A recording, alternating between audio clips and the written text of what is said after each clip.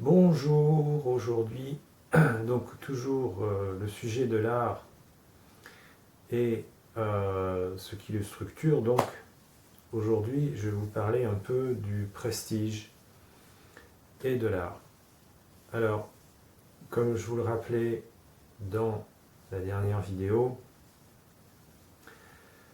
quand vous créez une œuvre, vous allez passer par votre intériorité. Vous allez poser quelque chose qui vous appartient en général euh, sur une toile, dans, dans un roman, faire de la photo, donner forme à une matière, faire une sculpture. Donc là, vous entrez dans le domaine de l'art et de la création. Et il y a donc cette magie, finalement, qui fait de vous, de toute façon, un explorateur de la spiritualité. Puisque si vous êtes artiste, que vous créez, que vous faites de la recherche, évidemment, vous allez chercher en vous-même les notions et ce dont vous avez besoin pour créer. Donc, c'est le même cheminement que le cheminement spirituel. Il va falloir, dans le cheminement spirituel, affronter des épreuves, comme dans un jeu vidéo, et ramasser des points, à savoir trouver un alignement, trouver un équilibre dans le fait de traverser des épreuves et que ces épreuves ne vous tirent pas vers le bas.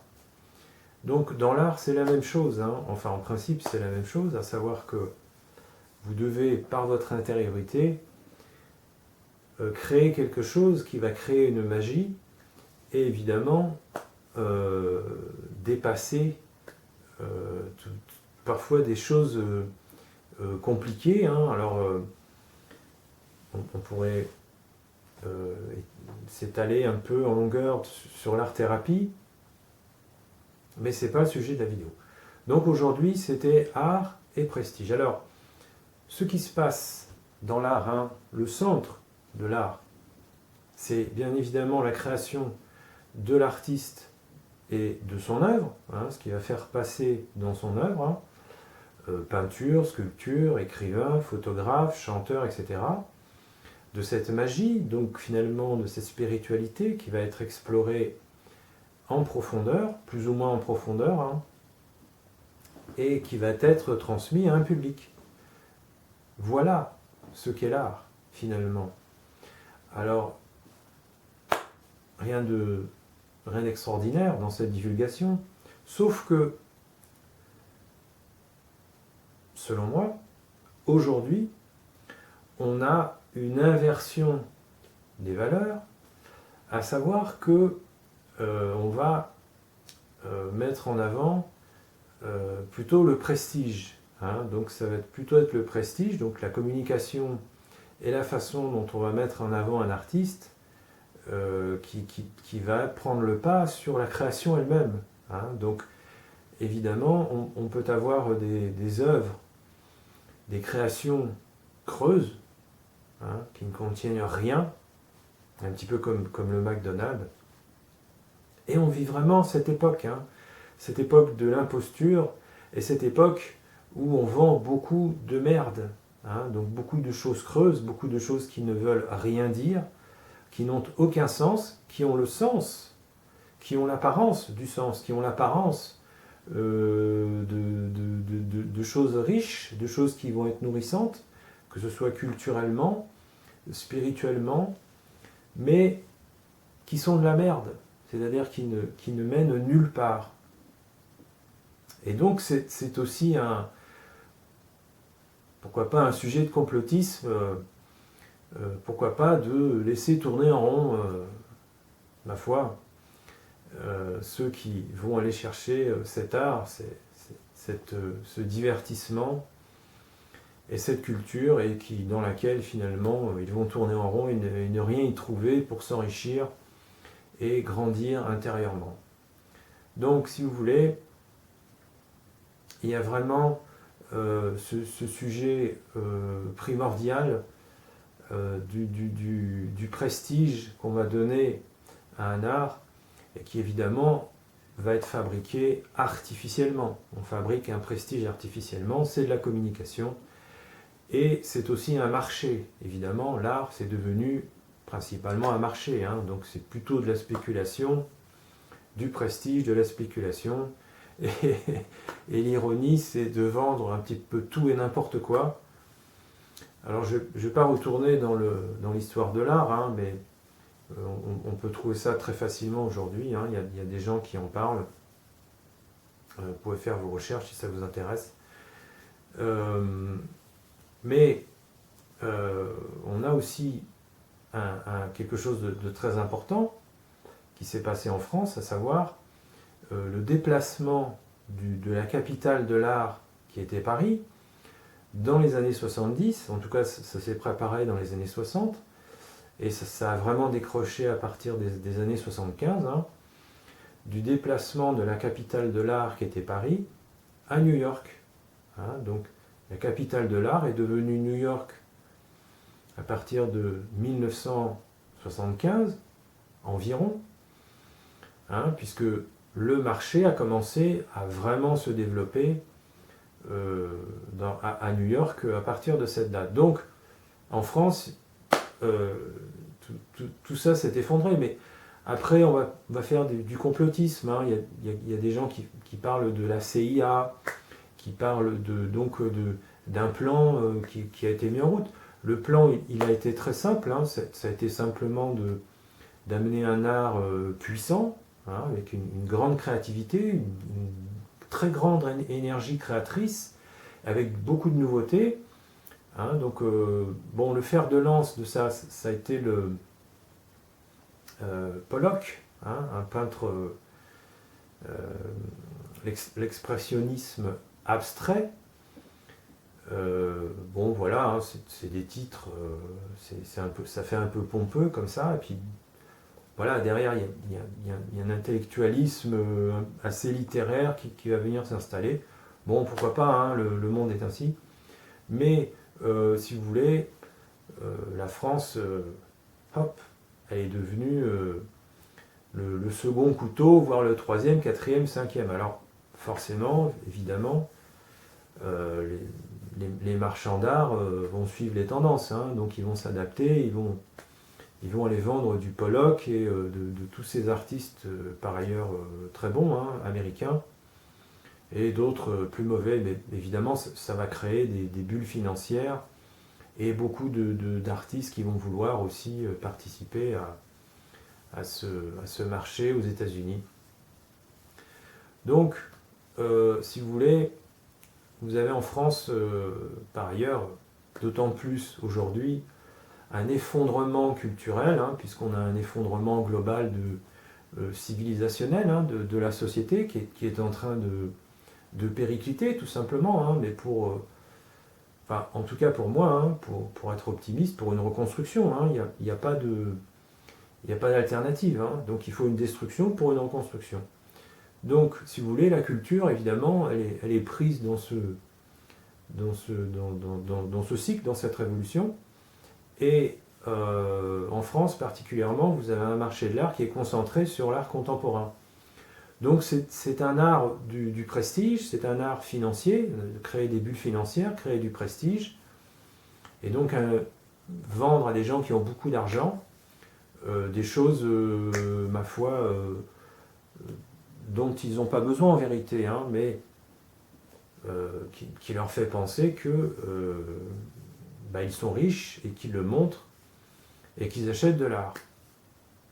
Bon, c'est documenté aussi, hein, il y a des vidéos, des gens qui parlent de l'art contemporain, comme quoi c'est plutôt n'importe quoi, c'est plutôt très cynique. Donc on a des artistes qui plutôt globalement, qui ont plutôt l'air de gens déséquilibrés.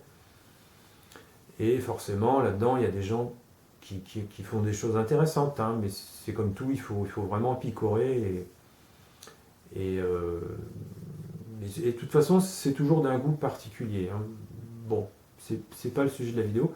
Je voulais donc vous parler d'art et de prestige, et que, évidemment, il est préférable de s'intéresser à l'art en lui-même, et évidemment à l'artiste, plutôt que simplement au prestige, hein, à savoir le fait de rencontrer des personnes prestigieuses et d'assister à des événements prestigieux. Bon, pourquoi pas, hein, mais la clé, elle est vraiment dans l'œuvre. Hein. Alors, voilà, toute l'histoire est là.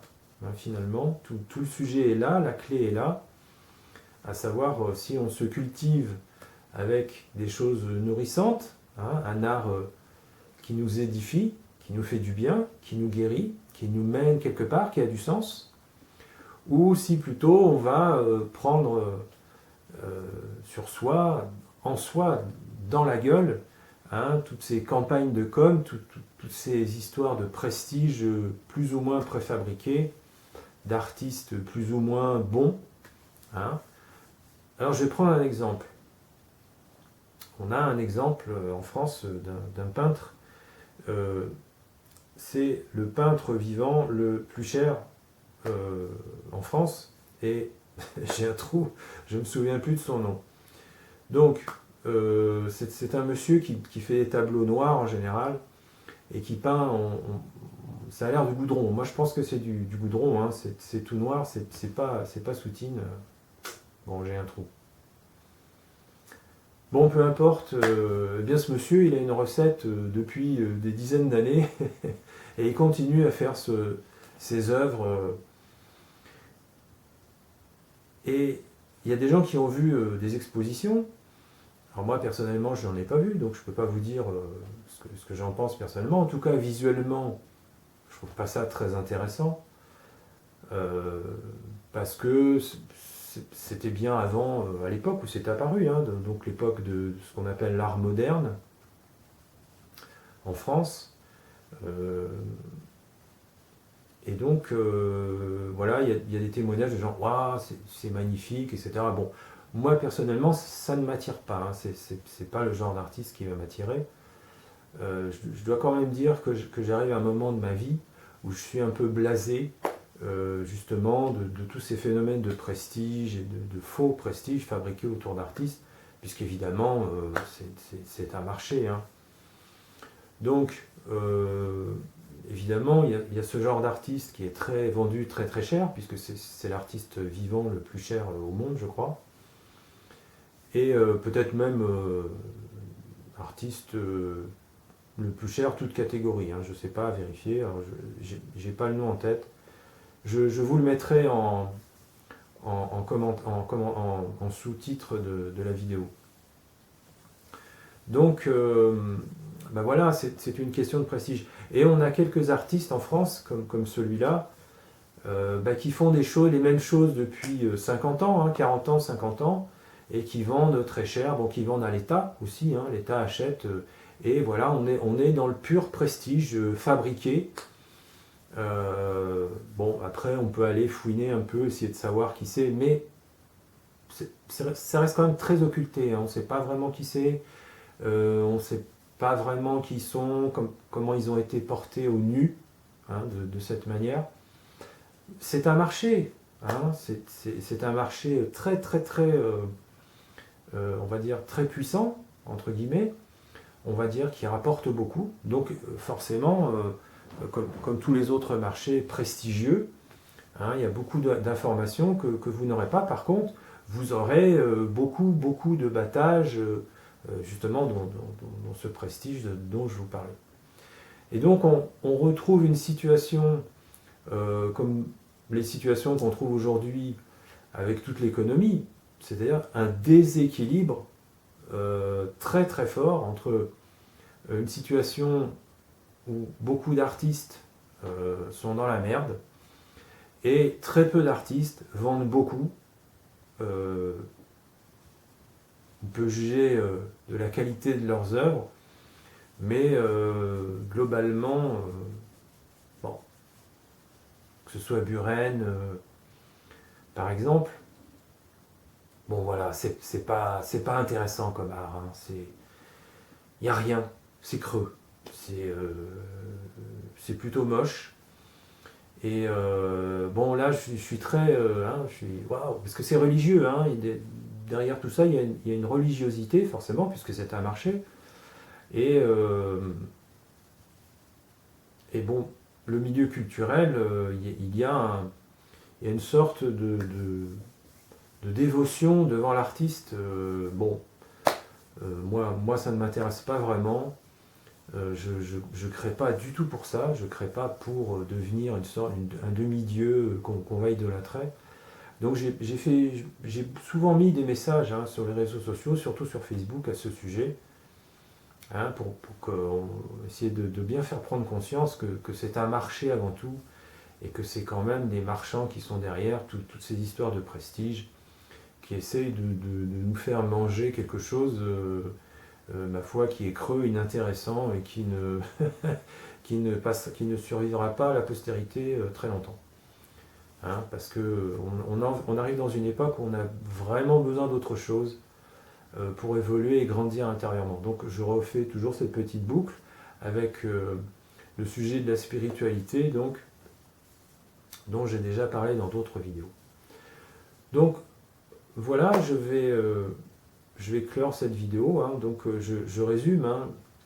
Le prestige de l'art, ce n'est pas l'art, hein. Le prestige de l'art, c'est quelque chose qui est fabriqué autour de l'art, et c'est fabriqué par des marchands. Bon, c'est leur travail, hein, il n'y a pas de souci, hein, c'est leur travail de marchand, et ma foi, l'art est aussi une marchandise. Le problème est quand ça dépasse certaines limites, et que effectivement ça ne devient plus une marchandise enrichissante, magique et nourrissante, mais quelque chose de creux, et qui se fait passer pour ce que ça n'est pas, à savoir de l'art. Donc c'est un peu du McDonald's, hein, c'est le syndrome McDonald's, hein, c'est vendre quelque chose qui n'est pas ce que ça prétend être. Bon voilà, c'est l'époque, hein, qui veut ça, c'est une époque d'imposture, et si cette vidéo vous permet de trouver plus de discernement et de réflexion face à l'art, face à la création, et la différence entre le prestige, donc à savoir tout ce qui se passe autour de l'art, hein, les personnes prestigieuses, tous ces réseaux, et finalement toute cette construction, hein, voilà, on va dans un vernissage, on va serrer les mains de certaines personnes, alors c'est très bien, hein, il faut qu'on rende honneur aux artistes, et à toutes les personnes aussi qui sont autour des artistes, et qui font avancer la culture. Mais c'est vrai que le plus souvent, il s'agit surtout de faire valoir eh bien, les personnes qui permettent aux artistes d'exposer, donc associations, structures et réseaux politico-associatifs qui vont quelque part plutôt se mettre en avant, et le plus souvent maintenant utiliser finalement l'artiste et son art pour décrocher des subventions et des salaires. Donc ça, j'en ai parlé ici, hein, donc moi je suis arrivé dans l'Aude il y a quelques temps, et j'en ai parlé un peu ici, et bon, moi j'appelle ça de la sociologie du dimanche, hein, ça n'a rien d'extraordinaire, mais visiblement les personnes à qui j'en ai parlé l'ont pris pour eux. Elles ont eu l'impression que je les accusais, ou que j'ai traité de voleurs, et ça a été assez mal pris finalement. Bon, c'est comme ça, c'est à eux de faire leur autocritique. Et moi, je ne les ai pas pointés du doigt nominalement, personnellement, en disant vous êtes des voleurs et vous profitez. Non, j'ai dit voilà, c'est ce qui se passe dans l'art. Mais c'est vrai que mettre une lumière sur quelque chose, faire une sociologie du dimanche, c'est dangereux. Voilà. Bien. Bien, merci de votre écoute, et à très bientôt. Au revoir.